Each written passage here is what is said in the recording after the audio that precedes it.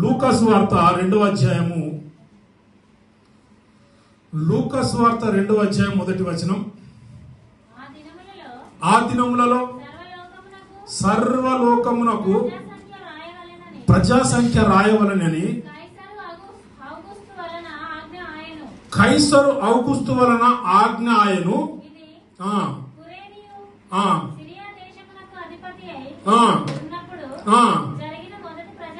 జరిగిన మొదటి ప్రజా సంఖ్య. చిన్న ప్రార్థన చేసుకుందాం. కళ్ళు మూసుకున్నట్టయితే చిన్న ప్రార్థన చేసుకొని మనం ముందుకు వెళ్దాం. తలనంచుకొని కళ్ళు మూసుకున్నట్టయితే చిన్న ప్రార్థన చేసుకొని మనం ముందుకు వెళ్దాం. స్తోత్రాలు తండ్రి, వందనాలు నాయన. సకల ఆశీర్వాదాలకు కారణభూతులైన పరలోకపు తండ్రి యేసయ్య, మీ ఘనమైన నామమును బట్టి వందనాలు, స్తుతులు, స్తోత్రములు చెల్లిస్తా ఉన్నా. రాత్రికాల సమయాన్ని బట్టి వందనాలు. ఇదిగో నాయన తండ్రి, చర్చ్ యానివర్సరీ, అదే విధంగా నాయన ఈ యొక్క సెమీ క్రిస్మస్ వేడుకలకు నాయన తండ్రి మేమందరం ఇచ్చేసిన ఆయన మీ యొక్క మాట కొరకు వేచి ఉండగా నాతోనూ మాతోనూ మా అందరితో మాట్లాడండి దేవ. మీకే వందనాలు, స్తుతులు, స్తోత్రములు చెల్లిస్తాను. మాట్లాడుతున్నాను కూడా ఒకసారి జ్ఞాపకం చేసుకోండి. మీ యొక్క సిలువ చాట్ను మరుగుపరచండి. మాట్లాడే ప్రతి మాట నీదే ఒక సహాయం దయచేయమని మహిమ, ఘనత, ప్రభావాలు మీకే సమర్పిస్తూ యేసు నామమును అడిగి వేడుకొంచున్నాము తండ్రి. హల్లెలూయా, హల్లెలూయా. చదవబడిన లేఖన భాగాన్ని గనక మనం గమనించినట్టయితే యేసు ప్రభువు వారు 2025 సంవత్సరాల క్రితం ఎప్పుడైతే యేసు ప్రభువు వారు ఈ యొక్క లోకమునకు రావలసిన సమయం వచ్చిందో, ఆ సమయం అంటే ఆ గడియ అప్పుడు జరిగినటువంటి ఒక వాస్తవమైన పరిస్థితి మనం పరిశుద్ధ బైబిల్ గ్రంథంలో చూస్తా ఉన్నాం. ఏమనంటే లూకా సువార్త 2వ అధ్యాయం 1వ వచనంలో చూడండి, కైసరు ఐగుస్తు అనే చక్రవర్తి ఏం చేసినట్టే, వాక్యం చూడక నా వైపు చూడండి, దయచేసి నా వైపు చూడండి. హల్లెలూయా. ఆ చక్రవర్తి ఏం చేసిందంటే ప్రియులారా, ప్రజా సంఖ్య వ్రాయించాలని ఒక ఆజ్ఞ జారీ చేసిండు. మనకు 2014 మొదలుకొని సకల జనుల ఏదో ప్రోగ్రాం జరిగింది కేసీఆర్ టైంలో. జనాలందరూ ఎక్కడెక్కడ ఉన్న వాళ్ళంతా, వేరే వేరే రాష్ట్రంలో ఉన్న వాళ్ళంతా వాళ్ళు ఏం చేశారంటే కార్లు, బండ్లు నడుచుకొని వచ్చి వాళ్ళు ఏం చేశారంటే వాళ్ళ యొక్క సంఖ్య అంటే వాళ్ళ యొక్క పేరు నమోదు చేసుకున్నారు. సేమ్ అంటే మీకు అర్థం కావడం కోసం ఈ విషయం చెప్తాను. ఆ రాజు ఏం చేసిందంటే ప్రియులారా, ప్రజా సంఖ్య వ్రాయించడానికి ఒక ఆజ్ఞ జారీ చేసాడు. ఆజ్ఞ జారీ చేసినప్పుడు చూడండి, దేవుడు కొన్ని సమయాల్లో మనకు అర్థం కాదు ఎవరిని వాడుకుంటాడు. లాస్ట్ టైము మొదటి క్రిస్మస్ జరిగినప్పుడు ఇల్లందులో ఏలియా గారి గృహంలో అనుకుంటా, నాకు తెలిసి సిస్టర్ ఇక్కడే ఉన్నారు, అక్కడ జ్ఞానుల గురించి ఒక టాపిక్ వచ్చింది. నిజంగా దేవుడు వాడుకునేటువంటి వ్యక్తుల్ని చూస్తే మనకు ఆశ్చర్యం వేస్తుంది. చూడండి, ఇదే లూకా సువార్త 2వ అధ్యాయము 5వ వచనం. దావీదు వంశములోను గోత్రములోను పుట్టినవాడు గనుక తనకు భార్యగా ప్రదానము చేయబడి గర్భవతి అయి ఉండిన మరియతో కూడా సంఖ్యలో రాయబడుటకు గలిలయలోని నజరేతు నుండి యూదయలోని బెత్లెహేము అనబడిన దావీదు ఊరికి వెళ్ళెను. చూడండి ప్రియులారా, గలిలయలోని నజరేతు నుంచి యూదయలోని బెత్లెహేమునకు వాళ్ళు ఏం చేశారంటే ప్రయాణం చేసిండ్రు అంటా ఉన్నది. హల్లెలూయా. జాగ్రత్తగా వినండి. వాళ్ళు ఏం చేశారంటే నజరేతు నుంచి, యూదయలోని నజరేతు నుంచి వాళ్ళు ఎక్కడికి రావాలయ్యా అంటే బెత్లెహేముకు రావాలి. హల్లెలూయా. మీకా ప్రవచన గ్రంథం తీయకండి. మీకా ప్రవచన గ్రంథం 5:2 లాస్ట్ టైం మనం గుర్తు చేసుకున్నాము. బెత్లెహేము ఎఫ్రాతా, నీవు ఎంత మాత్రము అల్పమైన దానివి కాదు, నీలో నుంచి లోకాన్ని పరిపాలించబోవాడు, శాశ్వత రాజ్యమును ఏర్పరచబోవాడు వస్తా ఉన్నాడని ఎవరు ప్రవచించారంటే మీకా ప్రవక్త ప్రవచించాడు. పిల్లరా, యేసు ప్రభువుల వారు బెత్లెహేములోనే పుట్టాలి. ఇది ప్రవచనం. ఒకవేళ యేసు ప్రభువుల వారు బెత్లెహేములో పుట్టలేదనుకోండి, ఆ యొక్క ప్రవచనం చెప్పినటువంటి ఆ యొక్క ప్రవక్త ఎవరైతే ఉంటాడో అక్కడ ఏమైతుందంటే దేవుడి మాట రాంగ్ అయిపోతుంది. హల్లెలూయా, హల్లెలూయా. చూడండి పిల్లరా, ప్రవక్తల ద్వారా దేవుడు మాట్లాడినటువంటి మాట రాంగ్ అయిపోతుంది. రాంగ్ అవుతుంది ఏంటంటే, ప్రవక్తలు ఏ విధంగా అయితే ప్రవచించిరో ఆ విధంగా ఖచ్చితంగా జరగాలి, 100% జరగాలి. చూడండి, యోసేపును మరియమ్మ ఏం చేస్తా ఉన్నారంటే, నజరేతు నుంచి ఎక్కడికి వస్తా ఉన్నారయ్యా అంటే బెత్లెహేమునకు వస్తా ఉన్నారు. ప్రయాణం చేసుకుంటూ వస్తా ఉన్నారు.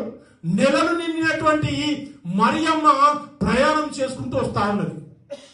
పిల్లరా, ప్రయాణానికి మనం చూడండి, ఈ రోజు మనకు బండ్లు, కార్లు, అన్ని సౌకర్యాలు ఉన్నాయి. 2025 సంవత్సరాల క్రితము ప్రధానముగా మనం ప్రయాణం చేయాలంటే ఒంటె లేదా గాడిద. హల్లెలూయా, హల్లెలూయా, హల్లెలూయా. చూడండి, ఈ ఒంటె లేదా గాడిద మీద ప్రయాణం చేయాలా? ఎక్కడి నుంచి వస్తా ఉన్నదంటే నజరేతు నుంచి ఆమె ఎక్కడికి వస్తా ఉన్నదంటే బెత్లెహేంకు వస్తా ఉన్నది. చూడండి, నజరేతు నుంచి బెత్లెహేంకు ఉన్నటువంటి ఆ డిస్టెన్స్ ఒకసారి కనుక మనం చూసినట్టయితే 80 మైళ్ళ దూరం వస్తా ఉన్నది. హల్లెలూయా, 80 మైళ్ళ దూరం వస్తా ఉన్నది.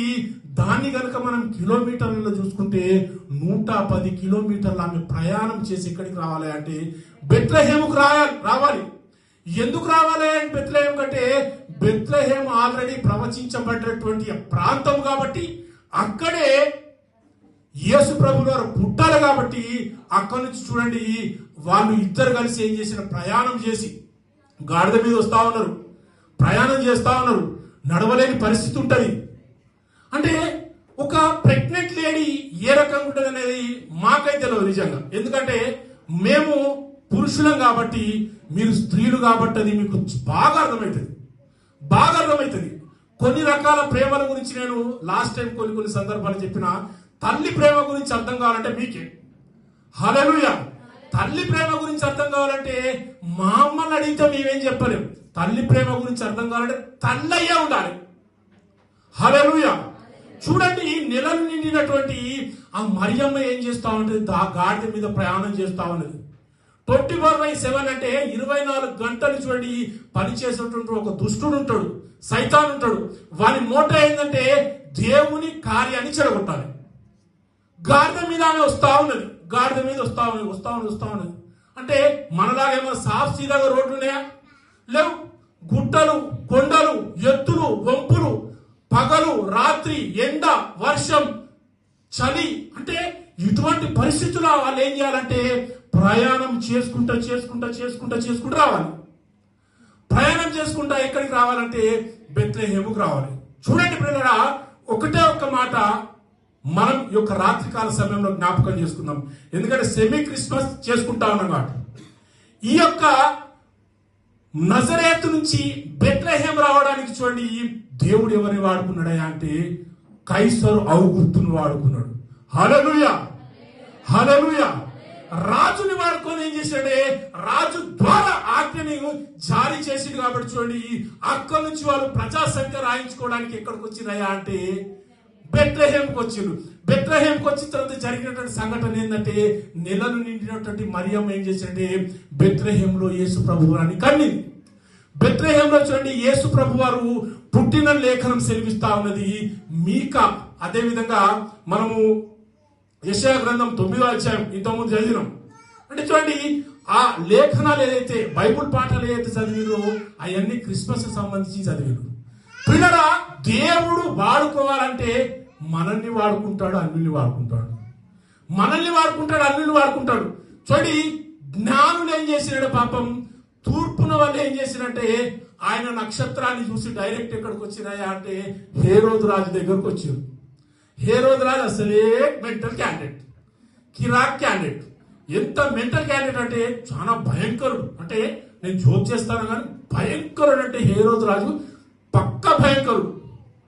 ఎంత భయంకరుడు అంటే యేసు ప్రభు వారు పుట్టిన తర్వాత 2 సంవత్సరాలు గడిచిన తర్వాత ఏం చేసినట్టే 2 సంవత్సరాల లోపు పిల్లల్ని, బెత్లెహేంలో ఉన్నటువంటి పిల్లలందరినీ చంపించిండు. హల్లెలూయా. బెత్లెహేంలో ఉన్నటువంటి పిల్లలందరినీ చంపించిండు. చంపించిందే కాకుండా ఇంకొక ఘనకార్యం ఏం చేసిందంటే, తన భార్యలు ఉంటారు కదా, తనకు రాజన్న తర్వాత చాలా మంది భార్యలు ఉంటారు. ఆ భార్యలకు పుట్టినటువంటి కుమారులు ఎవరైతే ఉన్నారో వాళ్ళందరినీ చంపించిండు, బంధువులందరినీ చంపించిండు. ఎందుకు చంపించిండయ్యా అంటే యేసు ప్రభువులు వారు తనకు ప్రతిగా రాజుగా ఉండొద్దని.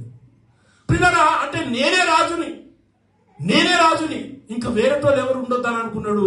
చూడండి, జ్ఞానులు ఏ రకంగా వాడుకున్నారంటే, జ్ఞానుల గురించి లాస్ట్ టైం నేను చెప్పిన, వాళ్ళు అసలు నిజంగా క్రైస్తవులకు సంబంధించిన కేటగిరీ కాదు, క్రైస్తవులు కానే కాదు వాళ్ళు. లాస్ట్ టైం కూడా నేను చెప్పిన, వాళ్ళు ఆరాధించేటువంటి వాళ్ళు దేని అగ్నిని ఆరాధిస్తారు, వాళ్ళు నీటిని ఆరాధిస్తారు, వాళ్ళు గాలిని ఆరాధిస్తారు. కానీ వాళ్ళు వాటిని ఆరాధిస్తా ఉన్నారు, గాలిని ఆరాధిస్తా ఉన్నారు, అగ్నిని ఆరాధిస్తా ఉన్నారు, నీటిని ఆరాధిస్తా ఉన్నారు. కానీ వీటిని ఆరాధిస్తూ కూడా వాళ్ళు ఏం చేస్తా ఉన్నారంటే, నిజమైన దేవుడు ఎవరు, నిజమైన దేవుడు ఎవరని వాళ్ళు ప్రతిసారి అన్వేషణ చేస్తా ఉన్నారు. జ్ఞానులు అంటే మామూలు విషయం కాదు, వాళ్ళు మేధావులు, వాళ్ళు శాస్త్రాలలో పండిపోయినటువంటి వారు. వాళ్ళకి ఏం కనబడతా ఉన్నదంటే, అరే ఎక్కడ అని కనబడతా ఉన్నారు. వాళ్ళు చూడండి, మేము తూర్పు దిక్కున ఆయన నక్షత్రమును చూసి ఆయనను ఆరాధించడానికి వచ్చిన మనంగానే హేరోదు రాజు గుండెలు వలిగిపోయినాయి. పిల్లరా, వాళ్ళు కూడా ఇక్కడ చూడండి, యోసేపు మరియా ఏం చేసినంటే 110 కిలోమీటర్లు వీళ్ళు ప్రయాణం చేస్తే, జ్ఞానులు ఏం చేశారంటే 1650 కిలోమీటర్లు ప్రయాణం చేసి ఎక్కడికి వచ్చినా అంటే యూదయకు వచ్చిరు. కరెక్ట్ బయటకు వచ్చిరు, యూదయకు వచ్చిరు. యూదయ నుంచి బెత్లెహేం 8 కిలోమీటర్లు మాత్రమే. హల్లెలూయా. యూదయ నుంచి బెత్లెహేం 8 కిలోమీటర్లు మాత్రమే.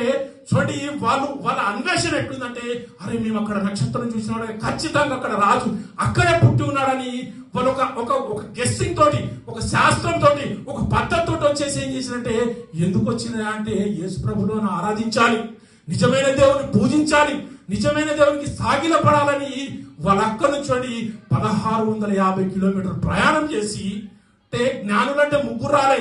నేనేమనుకుంటే జ్ఞానులంటే ఒక పెద్ద బ్యాచ్ వచ్చింది. ఎప్పుడైతే ఒక 100 ఒంటెలు కనుక, ఒక 100 కార్లు మన విశ్వనాథ్ పల్లికి వస్తే ఎట్టుంటది, 100 కార్లు విశ్వనాథ్ పల్లికి వస్తే ఎట్టుంటది. అదే గారు కనుక 100 కార్లు వేసుకొని వచ్చిందనుకో, అరే ఎవరు 100 కార్లు వేసుకొని వచ్చింది, మొత్తం అని వాల్వా కార్లే. అరే ఎవరు వచ్చిండ్రు అంటే చూసే జనాలకు ఎట్లయితే, అరే 100 కార్లు. అట్లనే పిల్లరా, ఈ జ్ఞానులు ఏం చేసినట్టే, ఒక 50 ఒంటెలను కనుక రాజు దగ్గర పోయిననుకో ఎట్లా ఉండదు. అరే వీళ్ళంతా మేధావి కేటగిరీ, అంటే మేధావికి సంబంధించిన కేటగిరీ, వీళ్ళందరూ ఏంద్రభయ్య అన్నట్టు వాళ్ళు వచ్చి ఆ మాట అనగానే ఆయనకి అంటే ఆ భయం వేసింది. పిల్లరా చూడండి, రాత్రికాల సమయంలో ఒకటే ఒక విషయము మన దేవాది దేవుడు మనతో మాట్లాడుతాడు అంటే, దేవుడు వాడుకోవాలంటే ఎవరైనా వాడుకుంటాడు. హల్లెలూయా. నేను చెప్తాను కదా, నా జీవితంలో బైబుల్ పట్టుకుంటాను నేను ఎప్పుడు ఊహించలే, నా జీవితంలో నేను బైబుల్ పడతానని ఊహించలే. కానీ ప్రియులారా చూడండి, ఇవాళ నా లోకం మా లోకం, నా లోకం. హల్లెలూయా. మా లోకం నా లోకం ఏమైందంటే, నా లోకం మా లోకం ఏమైందంటే, పిల్లలు ఎప్పుడు బైబులే, అన్ని బైబుల్ ఇట్లా, ఈ బైబుల్ ఆ బైబుల్ ఎప్పుడు రీసెర్చ్ అంటే, ఇంకా కొత్త విషయాలు ఏమున్నాయి, ఇంకా కొత్త విషయాలు తెలుసుకోవాలి.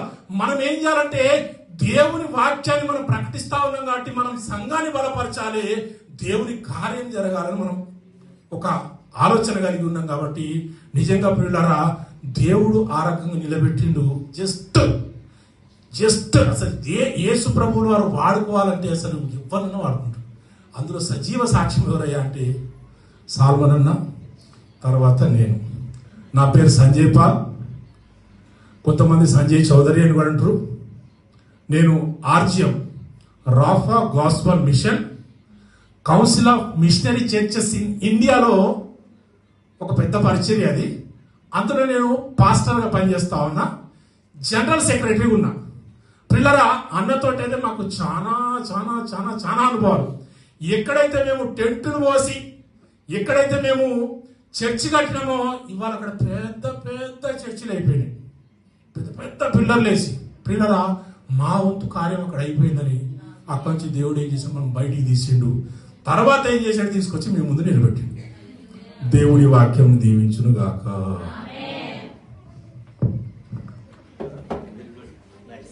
ఓకే కృపగా పల్లవి.